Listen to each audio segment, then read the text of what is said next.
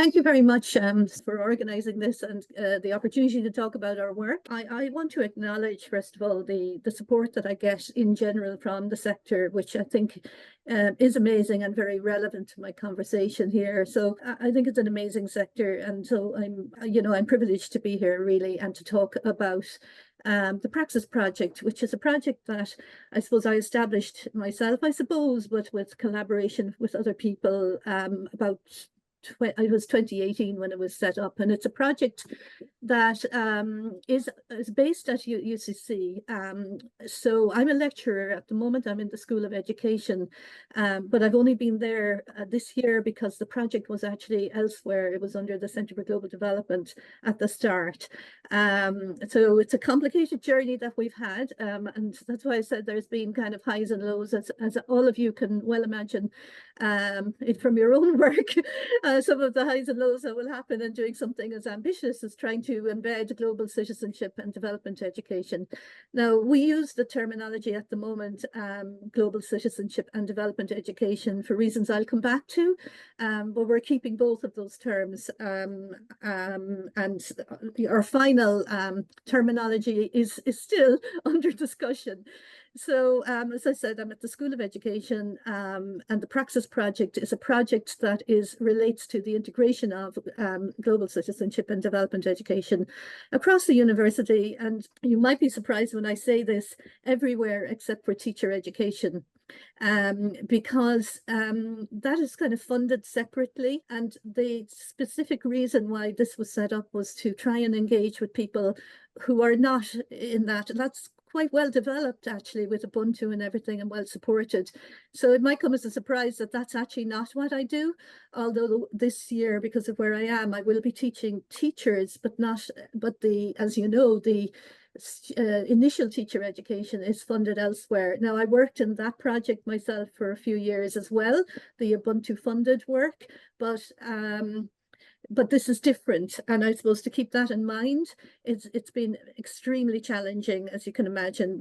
There are 4 different colleges in UCC. There's kind of medicine and health studies, there's business and law, there's the humanities and social sciences, and then there's the science and engineering. So just trying to do that is not a simple thing. So the Praxis Project, as I said, really is an initiative aimed at embedding GCDE in our pedagogy, policy, practice and research across UCC. And I think it's important to say in collaboration, because I mean, I do think as we've developed, partly because of my own interest, but also because of what's emerged from the staff in particular, and I work a lot with staff. So what's emerged from there in particular is that there's a great interest in partnership, and I'll come back to that. But I would say local, national and international partnerships. And again, organizations, various different organizations, too many to thank, need to be acknowledged in that process. But it's been fantastic, the amount of support that we've had from externally from the wider sector. I put that picture there because it's actually a picture of one of my students in a course I run in GCDE. And one of the groups were planning their project that they had to do, and I quite liked it. And they were saying, "No, God, don't have a look at this. Don't look at this." And I'm saying, "No, I want you to put that on your website, because actually it's quite messy, and I think this work can be very messy." And I kind of like the idea that there's an acknowledgement of messiness, because it's by no means straightforward. So that's why I kind of left that up there. I kind of like it.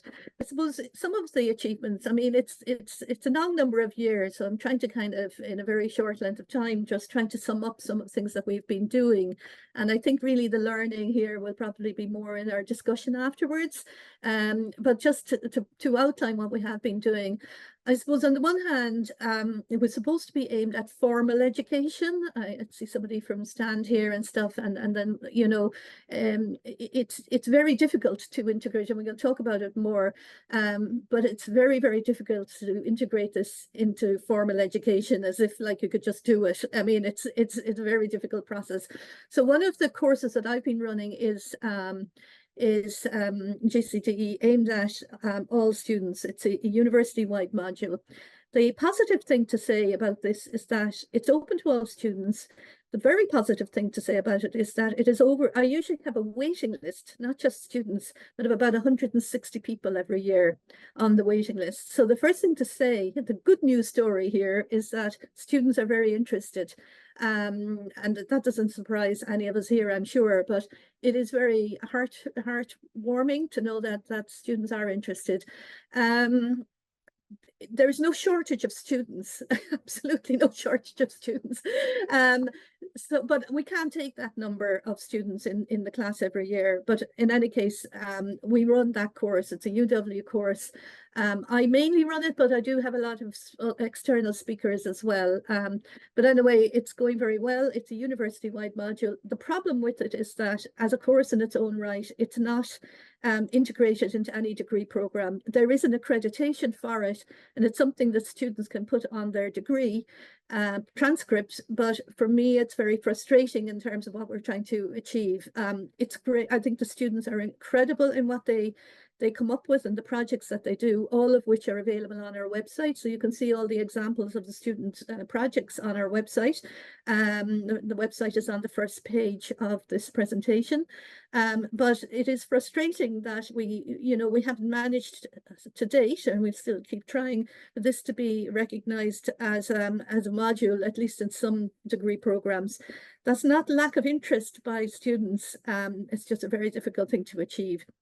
The other thing that's been kind of successful, I suppose, is that there's also a thing called a digital badge for staff. I don't know whether people are kind of that aware of digital badges. I wasn't really until I went back into working in UCC, and it's just a kind of a recognition qualification. It's a little bit about like continual professional development course. But it's for the staff in UCC. Well, students can take them as well, but I orientate it more a bit towards staff, which helps very much in creating a community of praxis from staff across the university. And a lot of my work is actually with staff.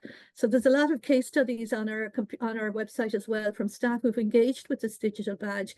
It's a good way as well of bringing people in and people coming from kind of a similar kind of, they've met others, they're part of the group, they've got some basics about what we're trying to do. And those who want to continue with us then continue on as part of a wider staff community, which is a lovely process, open to everybody. And then the university-wide module is also a CPD, which is open to the general public. Because of the numbers that I get from students, I don't advertise it very much, but I do like to kind of keep a small quota for people from the general public. The other thing that I think has been like a huge part of the work is research. Now, I mean, one of the things that academics do is research. They do teach, academics in particular, but I work, by the way, with all staff, not just academics. But from an academic point of view, they're mostly teaching or doing research. And one of the learnings here is that you have to respond to what people need. And people are at different stages of their careers. They're trying to get publications, they're trying to get journal articles. And if this is what this cohort of people need, then you have to kind of work with that. So we did, I think, a very significant contribution that we have brought actually is an interdisciplinary approach to GCDE research. The first year, one of the years, a few years ago, the first year of the major research study, and these are online as well, was a very much with staff more than students, and with the staff it was a very bottom-up kind of process of saying, not coming in and saying this is what GCDE is, but it's more, what is it, how are we going to develop this? It was more very, very bottom-up. What is this? And as we're trying to implement this and engage with our students in our own disciplines, how are we doing it? What are we doing? What's working? What's not working? What do we need to do? And it was a lovely, very, very, very nice. And that process was vital to the success of the project, because those people at the beginning have stayed with it because it was bottom up, I think. And then I suppose the second year of the research, which really and both of these pieces of research have ended up in publications and in kind of academic journal articles as well. But there are major reports. We're talking about reports that are about 300 pages long in terms of our findings. So with the second one, I suppose, again, that was more the views of students in general. There was a survey of all students about GCDE, their experiences of it, and their understanding of it. So that it started with surveys. There were 750 students replied, which is actually very high for UCC. So I was pleased enough with that. And then we did individual interviews with about 35, I think, students from different disciplines. And we also analysed every single module in the university in terms of its alignment with GCDE from right across undergraduate and postgraduate courses. And we also looked at what students were doing in outside of their formal, although the emphasis was a bit more on the formal than informal, but we did look at what students were doing both within UCC and outside of UCC in their more general engagement with, say, extracurricular kind of activities. That had been impacted for this cohort by COVID. Maybe you would find that maybe the engagement wasn't as strong as it might have been at another time, but there's still a lot happening. And I suppose out of that process, then we learned a lot about, like, I suppose if anybody's interested in third level education, I would recommend there is a shorter version of this, but there's also a longer version.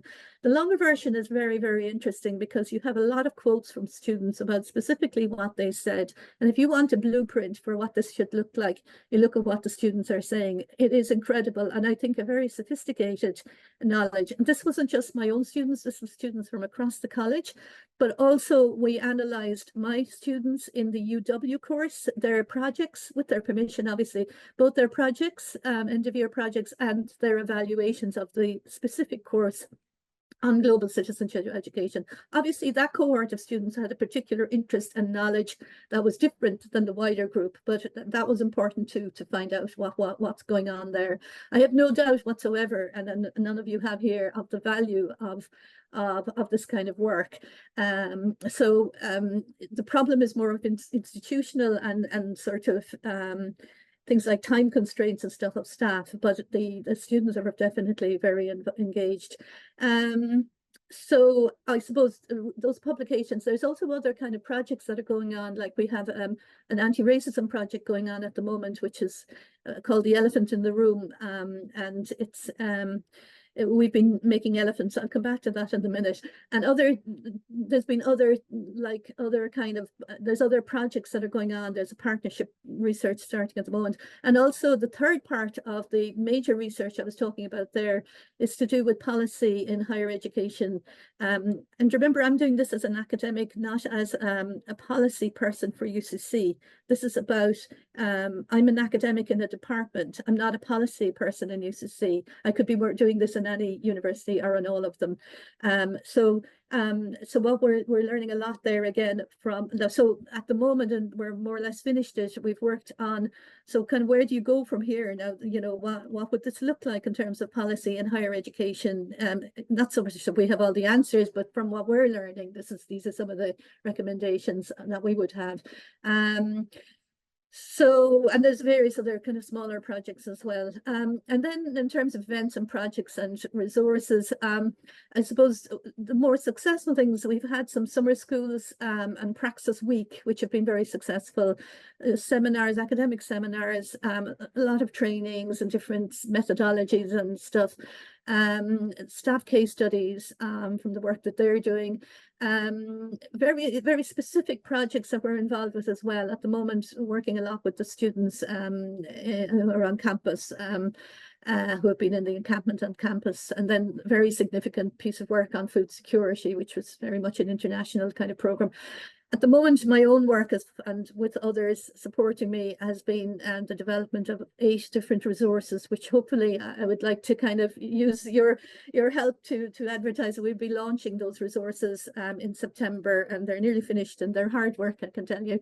And then in terms of the other part of the work, of course, is planning and integration and working on strategic plans and alignment, and with UCC plans as well. That's a huge part of the work, and institutional integration, and sometimes not as well.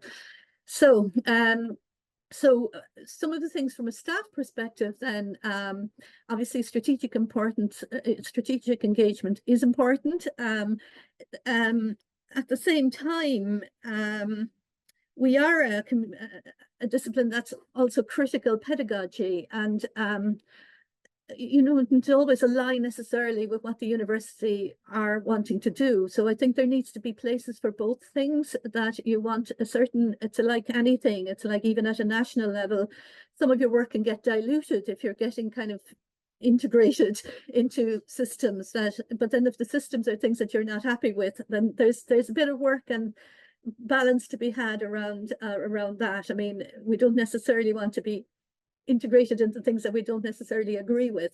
I can come back and tell you what some of those things are.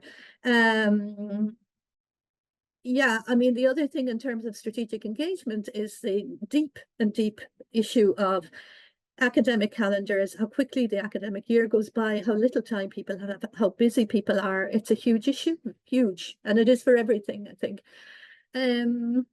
Other things, I think the collaboration around the research was very important. The collaboration, the digital badges, ways of whatever way you can bring people together. Even if it's only a day thing, like we had this event called the Mystery Box event, where people were sent boxes to their rooms. Everybody could come to it. And they were given materials in the boxes, and then they came and they made things in advance, and then we had a display and a discussion on the issues. That was very, very successful. So people are open to methodologies, and you know, like, and the issues and how you might bring these issues into your classroom. So a lot of engagement in those kinds of events. The elephant in the room as well, very popular. I think the openness of the project is very important too. It's not, there's a lot of closed shops, you know, in institutions. Anybody can come. We're delighted, the more the merrier. The summer school was, and the Praxis week, the second summer school in particular was very successful. And then I suppose the other thing is to, you know, both staff and students want recognition of what they're doing. I mean, that's the reality. You're always going to get people who have intrinsic interest in something, like people who are here, you know, and people are intrinsically interested in their own areas. But sometimes then people do also, for different reasons, career reasons or CV reasons, but staff as well, especially younger members of staff who are developing their careers, do want recognition. So the digital badge was set up and decided by the staff because it was just something, it's not a great thing, but it is something that says, I can put this on my CV sort of thing. And that's important to some people. It's better than not having it, I suppose. And not everybody who's engaged will necessarily want to take it, but some people do. The other thing I want to say is that you know, there's a lot of talk about integration nationally and whatever within universities, but there's also a need for specialists. And people here, for example, are specialists, and you need specialisms in order to make the integration happen. So it's not either or. I think you need both. Challenges, definitely in terms of staff, the challenges are time and work schedules, curricula that are very, very, very full. Terminology is a huge issue.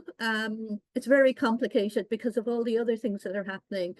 For example, the SDG framework that's been used within the university, and where global citizenship and development education fit within that, and other things like, you know, the telling our story has been challenging, and finding our own niche within that has been challenging. I suppose there are difficulties of conceptualization outside of teacher education, where there's a lot of work done. It's very hard to articulate sometimes that if you go into medicine, or if you go into, you've got a lecturer in ophthalmology or something, and then you're trying to articulate this, you know, it's very, very difficult. And then I won't even start on the funding complication side of things.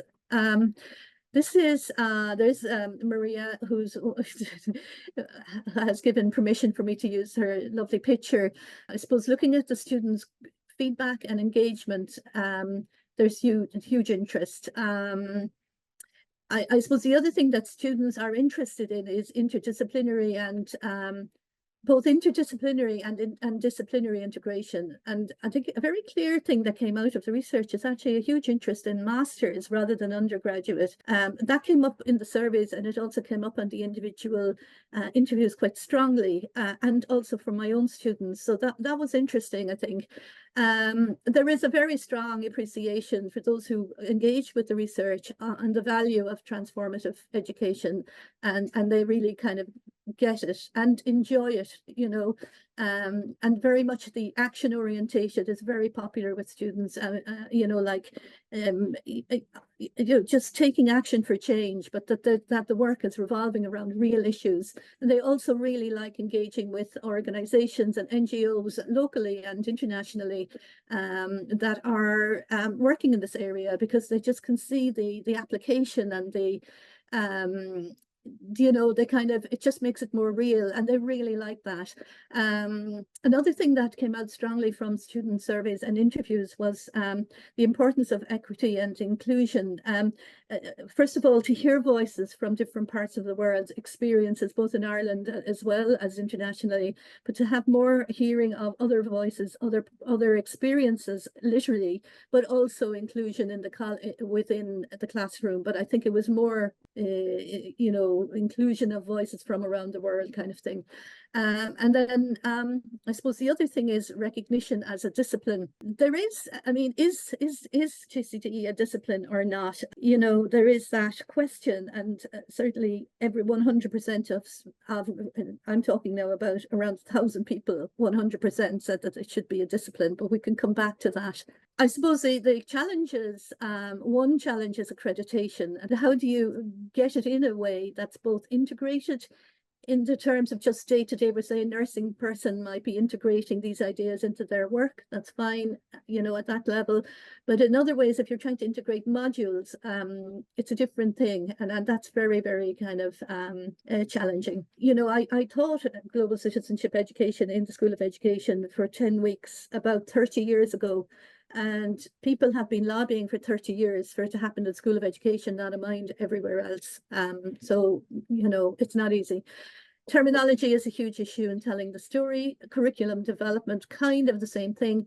I suppose some of the models that are there are very orientated towards second level or primary or even community education. But actually third level needs to be thought about a lot more, because it's very unprescriptive, especially in the humanities.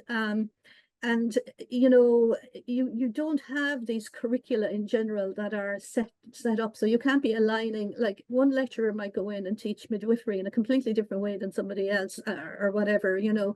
Future strategies, I forgot to say that when we looked at Maria, they're the elephants that she was making there.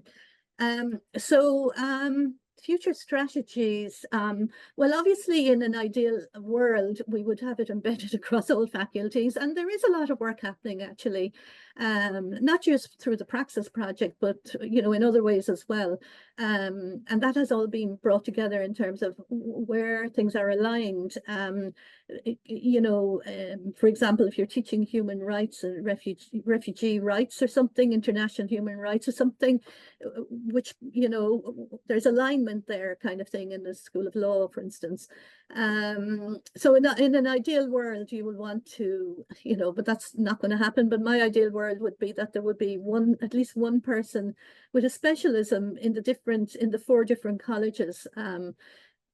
So there are ways in which we might actually be able to achieve that. At the moment, I've moved, the project has moved, and I've moved to the School of Education. The good thing about that is that it's in an academic department, which brings a kind of, it brings a kudos kind of to it in a way that it doesn't have if it's not in an academic department. It allows it to be normal to be doing research and teaching. And also now there is a module now being developed in the master's aimed at teachers, which will happen this year for the first time.